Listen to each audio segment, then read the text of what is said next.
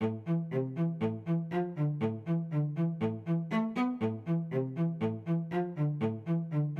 I first heard about Bitcoin, it seemed just like this very stupid magic internet money. I didn't really think it was very impressive at all. And I kept reading, and within a couple hours, I became absolutely hooked. Was skeptical at first, didn't think it could possibly work, but have the skills to actually go in and look at it and convince myself that technically it was correct, that it could actually work. It was just an experiment to begin with, but I could see the potential with it. It's a fundamental innovation. That's how I think of it. Bitcoin is the most important invention, at least since the internet. Ask yourself, which is more important in your life, money or email? And I think most people will say money, so this is bigger than email. It's just incredibly novel and interesting solution to problems.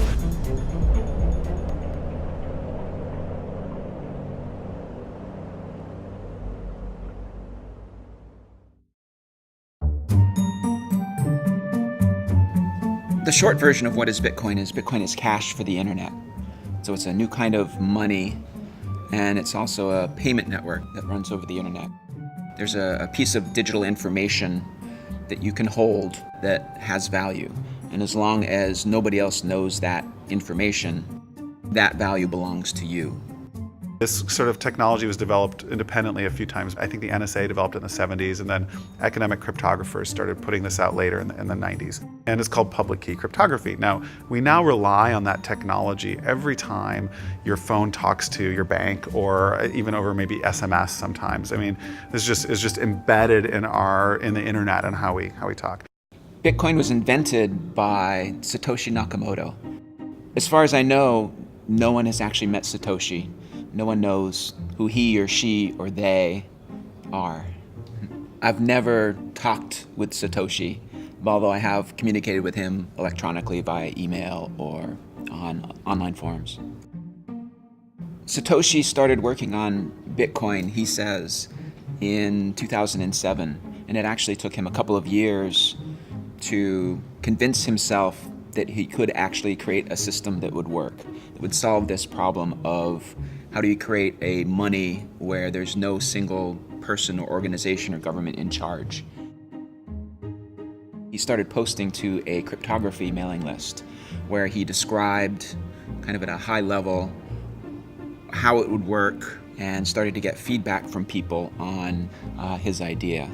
I believe it was the beginning of 2009, he released an academic paper that described the system in detail. And he also started up Bitcoin. He actually released the code for the system and started it running. Coming from a crypto background, I mean, one of the first things I did was I read the paper. When you read the paper and you have that background, you think, this is very good.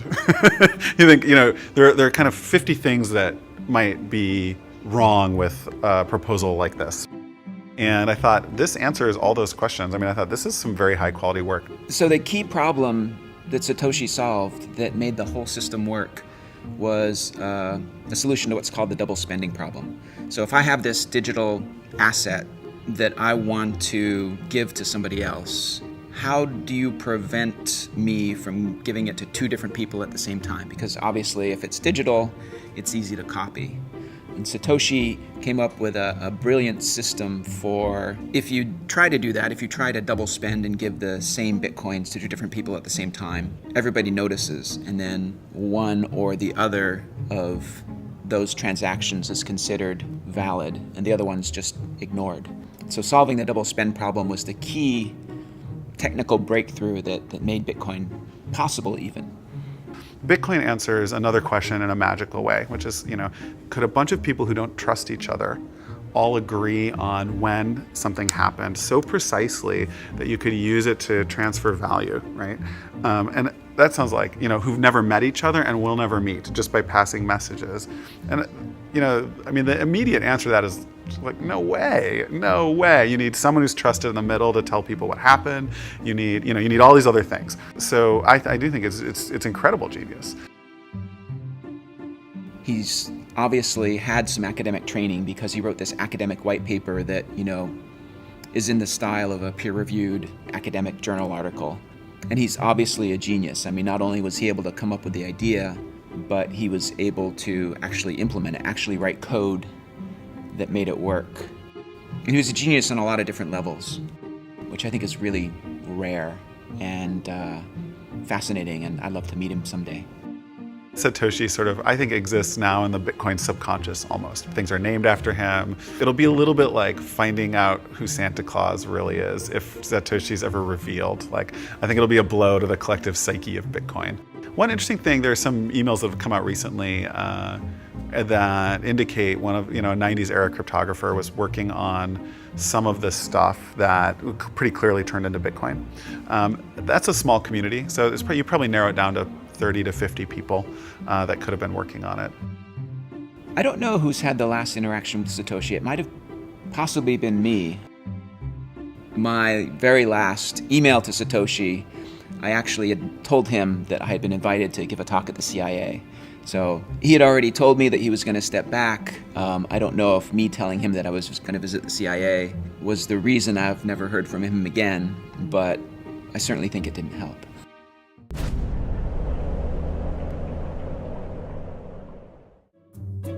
Satoshi brilliantly designed the incentives, so you don't need to pay anybody to, make sure that all transactions are valid, because they get paid by the system itself. The reward for doing the work of processing transactions and making sure that there are no double spends is tied into the creation of new Bitcoins. So the people who are being awarded new Bitcoins are the same people who are making sure that double spends don't happen.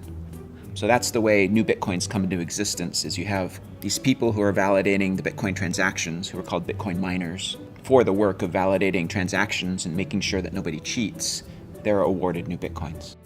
But then you need a way to limit the money supply, because validating the transactions is pretty quick. So there's actually a process called proof of work, where the miners have to run this algorithm that takes a lot of CPU time. You can think of it like pulling lottery tickets. So all of the miners on the network are all, they all validate the transactions, and then they're all kind of participating in this lottery to see who will be awarded Bitcoins. And on average, every 10 minutes, somebody somewhere on the network is awarded new Bitcoins. There are fundamental promises made by the Bitcoin network about supply. And the supply function's too complex to say out in words, but what you could think of as like every 4 years, about half the remaining Bitcoins are given out, okay? So for the first 4 years, every 10 minutes, 50 were given out. Next 4 years, 25, and then next, and so on. So eventually that kind of trails off, and in the year 2140, no more will be issued. And that's how we know there will only ever be 21 million Bitcoins created, because if you do the math, that series works out to 21 million. 1/100 millionth of a Bitcoin is the smallest Bitcoin unit, which the Bitcoin community has dubbed the Satoshi in honor of the creator.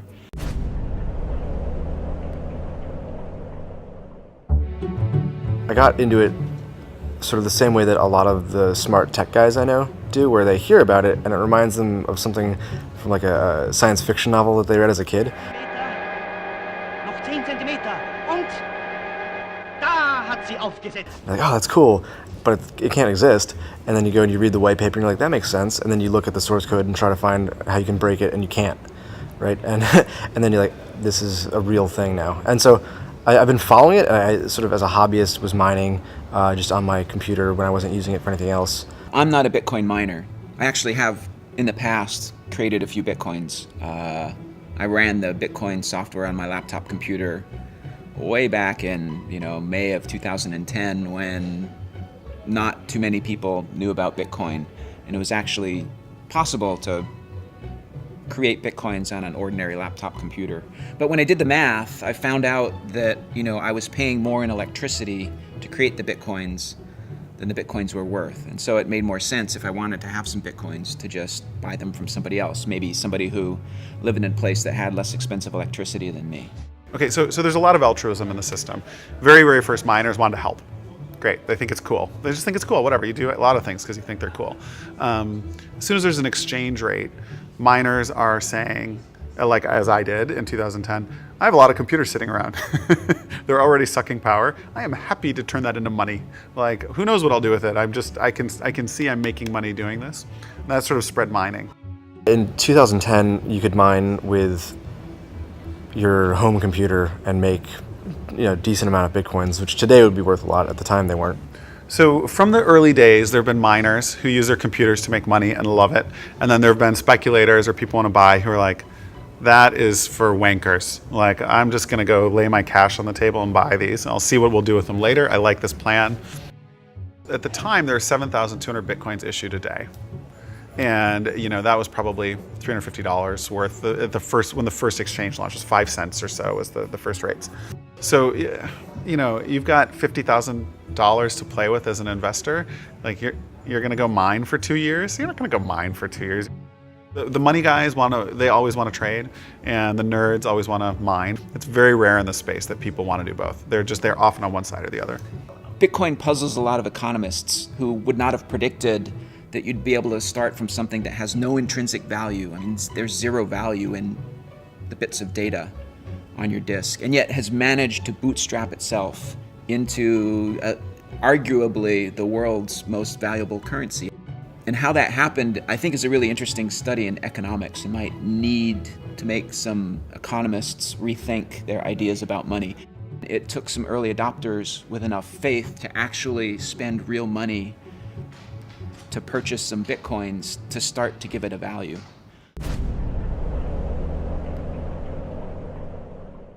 The earliest adopters, at least that I knew of, who wanted Bitcoin were people who wanted something that was completely democratized, it was completely decentralized. They wanted something that was anonymous. They wanted something that was completely outside spending in the warfare welfare state. The early adopters of Bitcoin were really attracted to it as a very hard money.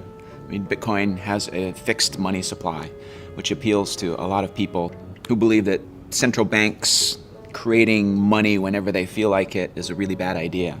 So I think you saw a lot of early adopters that were really attracted to Bitcoin for economic reasons. If you're non-technical and you're interested in Bitcoin, you don't like Ben Bernanke, you are worried about inflation, hyperinflation, you find fiat currency of all sorts suspect. These are the folks that are non-technical that come first. So there are really three factors that drive interest in Bitcoin. The first is its decentralized nature. The second is its anonymity, or really pseudonymity. And the third thing is its zero transaction costs. And what's interesting is that different people have been attracted to Bitcoin at different points in time by different elements of those three characteristics. So the first early adopters of Bitcoin were attracted to its decentralized nature. And so there was a lot of people who had a political motivation behind it. They might have been libertarians. They didn't like the idea of a central governing body of their currency, and that was and that kind of passion that was driven by some of these ideological grounds is what's necessary to get something from nothing to that first step, just to get a few people involved and to have some value created. First of all, people don't think about where the dollar comes from, what spending that dollar means, and they don't think about taxation. So any of those things tend to be outside people's normal. Why would you think about that when you're buying the bag of potato chips? There's no reason to. But if you're philosophically aware of these things, how we create empire and how the U.S. is able to occupy so many, how can it afford financially to occupy so many countries, then you start thinking, how am I participating in this system? And that's by spending the Federal Reserve note. So for a lot of people, for them, it's about living their values. They want to use a peace dollar, and for them, the Bitcoin is working. Then you had a second set of people who were interested in the anonymity, and in large part because they might have been doing something online that they didn't want to be associated with. They might, some sort of illegal activity. They might have been selling guns. They might have been selling drugs. They might just have been online gambling. It's absolutely absurd for any government to tell someone what they can do with their own money if they're not harming anyone. The fact that the United States claims to be a free country that respects the rights of individuals, and yet a full-grown adult cannot wager his own money on his own game that he chooses is a terrible hypocrisy. Not to mention the fact that the state runs various lotteries, which have far worse odds than most casinos, and market themselves, in fact, to the very poorest and least able to understand the problems of gambling. So while the state does this institutionally, they also throw private people in prison for running games with better odds, better customer service, and it's one of many problems that we have with the government in the U.S. and in other countries. You know, Bitcoin has been widely used by a website called Silk Road, which allows pretty much everything to be bought and sold. Some of the products on there are made illegal by various governments, yet it trades on there. You know, I don't do drugs, I don't even drink caffeine or alcohol, so it's just nothing that personally I'm interested in. But what I am interested in is looking at the ability of the market to solve these problems, because these particular market actors, they were excluded from traditional banking systems, and Silk Road and Bitcoin have provided a solution to that. But we see other market actors which have also been excluded for different reasons. For example, WikiLeaks, they're engaged in political speech, and the banks and MasterCard, they've terminated service. We have the IRS targeting political opponents for political speech. And people wonder why they might want to have anonymity. It's very difficult to exercise your speech if you don't have the ability to transact. And so what we're seeing with Bitcoin is money has literally become speech. There are lots of people interested in Bitcoin for different reasons, and they have lots of different opinions on different things, and they argue with each other all the time. And yes, some people believe that things like Silk Road are terrible for Bitcoin. Other people think that that's the killer app, and that's why it has all of its value in the first place. You know, Bitcoin needs to be understood as a tool, and a useful tool is used by everyone who finds it useful. So just as bad people use the cell phone in the car, bad people are going to use Bitcoin, and people shouldn't fear that or worry about that.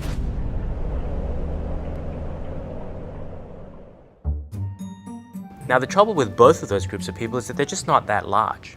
There aren't that many people who are passionate enough about their politics that they will adopt a new currency. And there aren't that many people breaking the law, you know, in wholesale ways. But it's this transition to the third characteristic that's really interesting, because zero transaction cost has an appeal to everybody. Everybody would like to save money on transaction costs. It just takes costs out of the system. And because of that, it has much, much broader appeal. But what's interesting is that, and that's why I'm interested, right? That's why I'm interested in it. I think that, you know, you've got an opportunity to revolutionize financial services, tens of billions, hundreds of billions of market cap at risk. If that comes under pressure, then it's like squeezing a balloon. Market value has to be created somewhere else, ideally in these new companies. Coinbase, generally speaking, our goal is to make it easy for the average consumer and the average merchant to use Bitcoin. I think sort of the litmus test for all this is, can I feasibly present this to someone who hasn't seen it before, even my mom, and can she reasonably use it? That's sort of what we're trying to build towards. So whenever you get a new technology, there's always these predictable waves of companies. And the first wave is building the infrastructure that just makes the damn thing work, right? And right now, just to make Bitcoin work at all, you need exchanges to get money into Bitcoin. You need wallets to hold the Bitcoin, and you need payment processors to be able to spend the Bitcoin. So that's that infrastructure level. That's where we are today. You think about the average business that's accepting PayPal or credit card on the internet, they're paying roughly 2.7% to do that. And just even chopping that down to what a company like Coinbase offers at the moment, 1% costs is a significant cost saving. Let's say you're a 5% margin business. All of a sudden, if you're saving 2% on credit card processing costs, that's 40% to your bottom line, which is very non-negligible. Add in other things like a case like microtransactions, where maybe there's a prohibitive 20-cent base fee on a credit card. All of a sudden, you can now have a business model where it's pay 5 cents to read the rest of this article. So the biggest opportunity that I see right now is microtransactions. So if I want to pay somebody 5 cents online today, it's not possible. Because in a card not present transaction, if I'm trying to use my credit card, which I'm inevitably doing online, there's no other way, I can't pay cash, can't jam it into the computer, there's a minimum of a 30% charge plus 2% of the transaction. So if I'm trying to charge you 5 cents and it's going to cost me 30 cents to do it, I can't do it. So if you remember the earthquake in Haiti a little while ago, Red Cross had this great campaign, you could text to send $1. That was a one-off thing. You haven't seen that again. And the reason was because in that one instance, everybody waived their fees. But in general, you have the same problem. If you want to send somebody $1, donate $1 to a charity, 30-something cents of that is going to go just to the payment processing, which means only 70% of your donation actually goes to the charity that you intended to give it to. That's not a very good way to do things.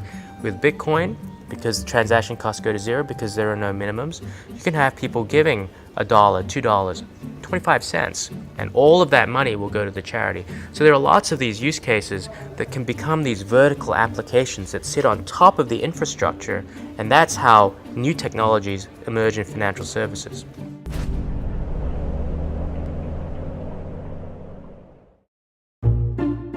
In the Bitcoin community, there's a bit of a tension between people who pine for the good old days of Bitcoin kind of being the bad boy of currency to people who think that we need to grow up and engage with regulators and banks and the traditional finance system more. Bitcoin definitely needs to shy away and move away from a lot of the original use cases that I think the media likes to tout, i.e. drugs or whatever else it may be.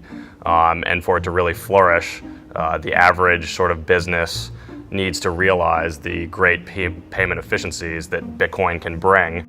And ultimately, when a day of reckoning comes in Washington, where somebody has done something bad with Bitcoin, I think it's going to be our job as a community to sort of pull on this pool of goodwill that's been built in all these businesses who are now saving, say, 2% on their bottom line, maybe in a much larger percentage as a percentage of their net profit, and say, hey, we need Bitcoin to survive. This is actually creating real economic good.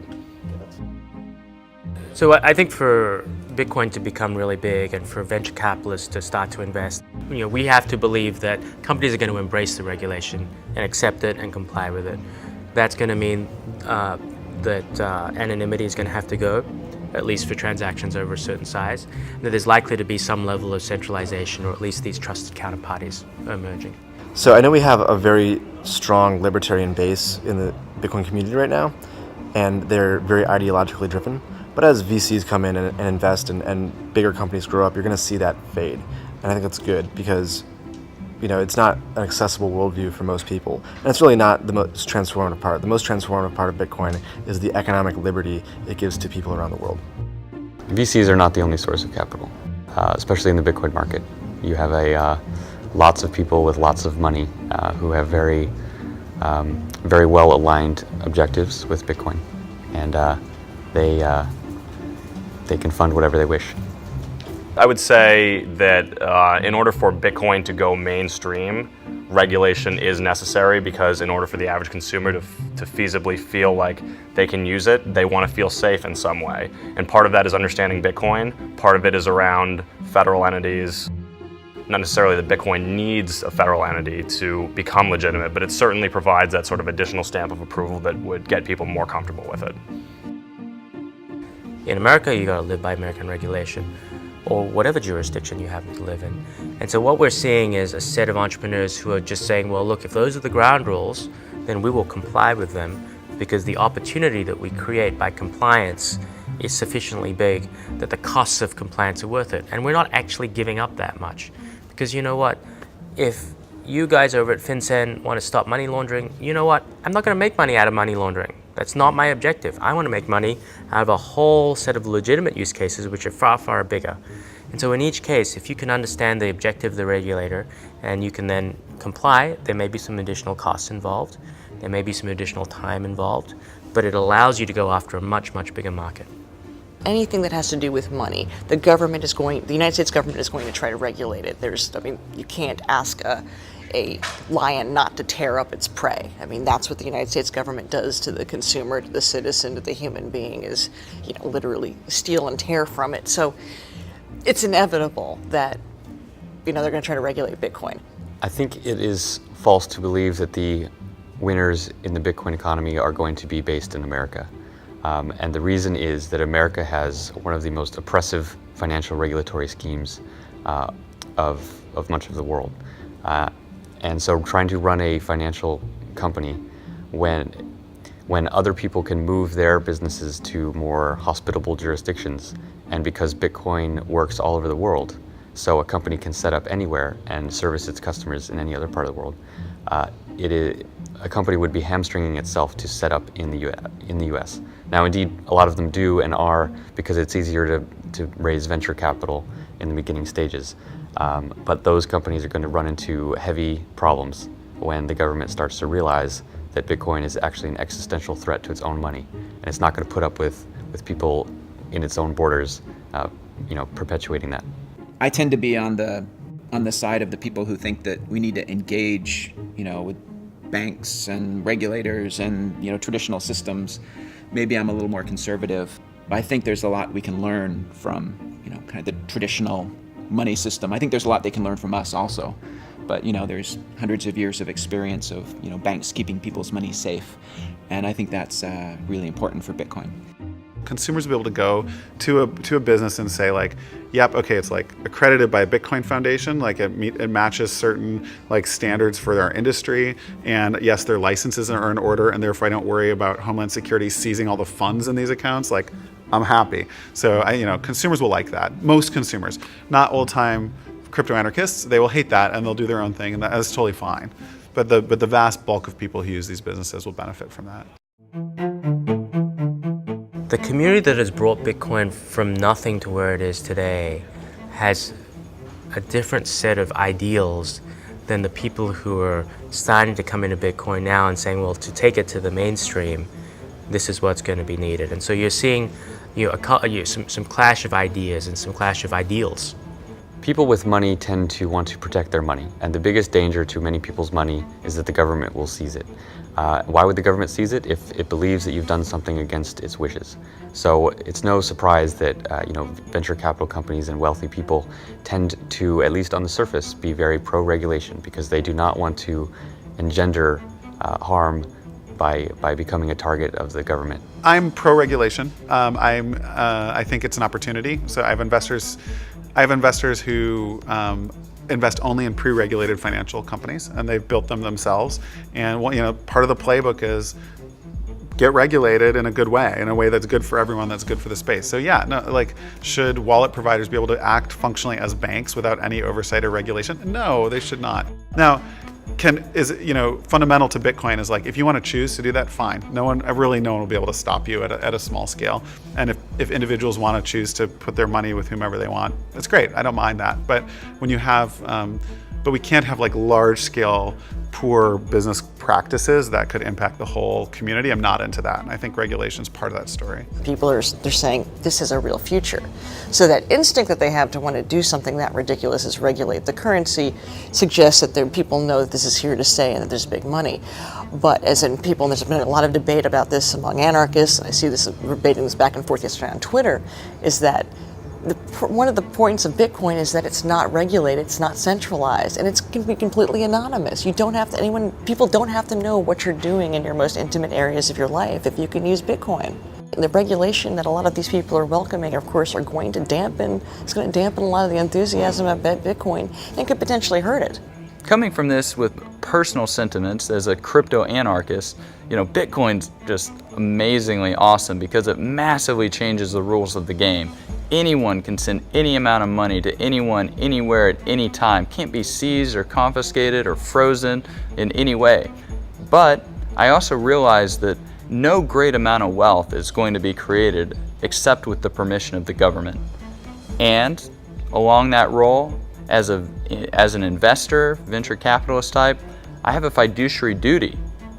And so, as a result, I want to know the rules that my investments and the founders of those companies need to play by. Because now I know that my founder can act in a certain way and he's not going to end up in jail, and the investment's not going to get seized in the company, and that's not going to hurt my investment. So it is kind of paradoxical in a way, but I think overall it's going to help legitimize Bitcoin and bring it into much more mainstream transactions. Companies that are involved in Bitcoin can be regulated, but the underlying core system, the technology, it is beyond the reach of any regulatory scheme, just by nature of it being based on cryptography and mathematics and peer-to-peer networks. So it's really, there's nothing much that a government can do except to try not to cause more damage. We'll see how this plays out. It's going to be very interesting. It doesn't matter whether the government wants to regulate it or not. Ultimately, there'll be another form of Bitcoin or something else the next day. It makes no difference. This is something they can't control, and it's the future. Why fight it?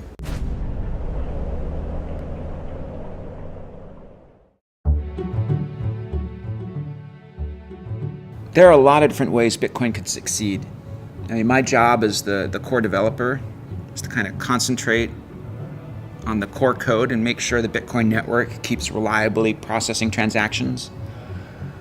And then to kind of be agnostic about how Bitcoin succeeds. In 10 years, Bitcoin is likely to be gone simply because most things that are new tend to fail. So everyone who gets into this needs to understand that it could just disappear tomorrow and go away.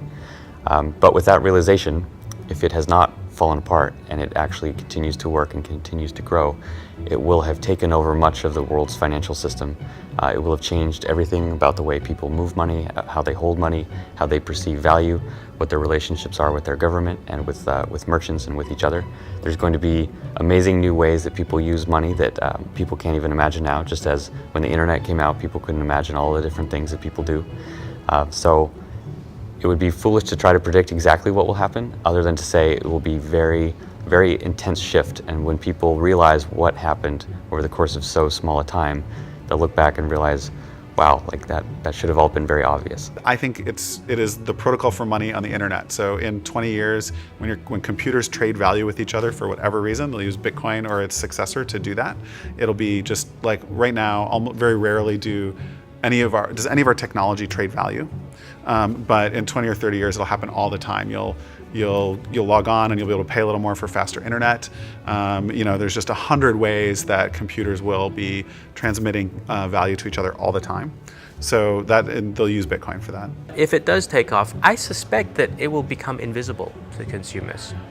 And in the same way that people don't think about payment systems in general, Bitcoin will be invisible and transparent to them, and so they'll just know that they can pay to pay a penny to read an article on their tablet, and they won't even be thinking about it as Bitcoin, because Bitcoin will all be invisible to them in the background. It's going to be an infrastructure system.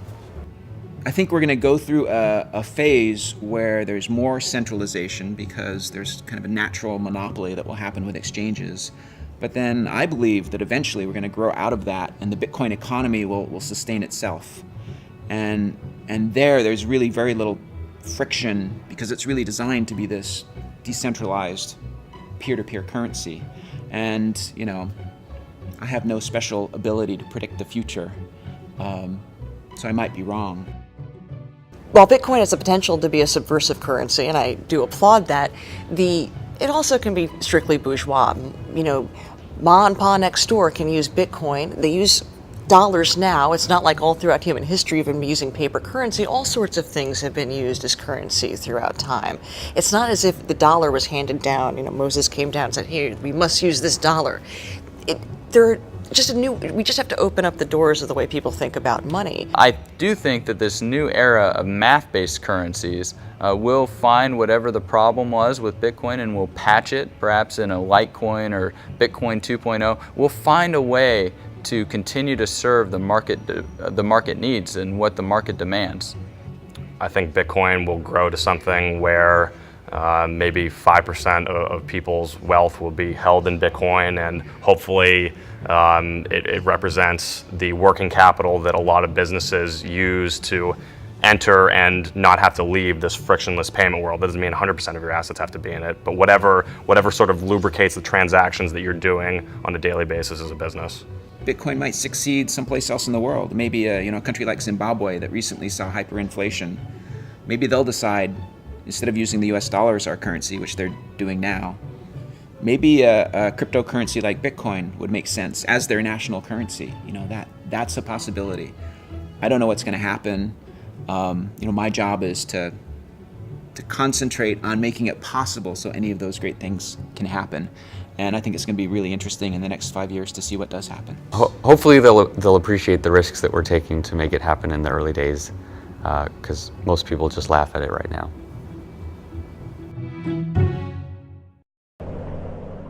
Camera, right? Okay. Gavin, you won't look at the camera. Okay. There you go. Yeah, we're in AA leagues. Yeah. I call myself an anarchist if I'm forced to put a label on it. I just don't find it's entirely helpful in communicating some of these ideas to normal people. Yeah, I think America reached its peak probably in 2000, and it's been in decline since then. the guy used his credit card to order pizza to be delivered to the first guy. So that's the first publicly known transaction where some actual good other than money was involved. We believe, my company and I, that Bitcoins offers a final solution for the medical marijuana conundrum. We're having a Bitcoin party. Champagne's flowing, people are celebrating, we're all thinking, we're gonna be Bitcoin millionaires soon.